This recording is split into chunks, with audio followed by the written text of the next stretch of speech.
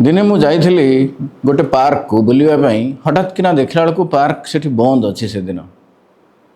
एवं हठात किना मु देखिली कि बहुत लोग आसुँच से फेरिक जाऊँ से तीन प्रकार रिएक्शन आसूँ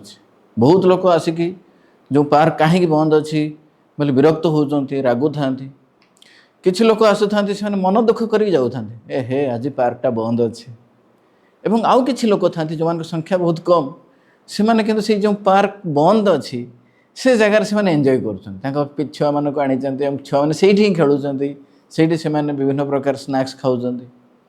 आम जीवन मध्य से भाई हठात किना रास्तार जाऊँ बहुत बड़ ट्रैफिक जाम हो गला आम कौन करूँ आम रागबू बा दुखी हबू ना कि एक्सेप्ट करूँ सिचुएशन को तो सहीटा हूँ सबुठ बड़ जिनस हठात किना आप जाइए गोटे ट्रेन धरने हठात किना जानिले 2 घंटा ट्रेन लेट अच्छी प्लाटफर्म पहुँचला फ्लाइट धरने जाइए हठात किना से पहुँचला जानते flight cancel it is all about our reaction गोटे परिस्थिति को आम केमती रिएक्ट करुँ जो गोटे परिस्थिति को आम एक्सेप्ट करदेबू से आमर रिएक्शन कमिज एवं दैट इज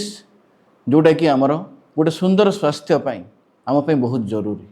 आम आम रोग जो किणुचु तार मूल कारण हूँ आम रिएक्ट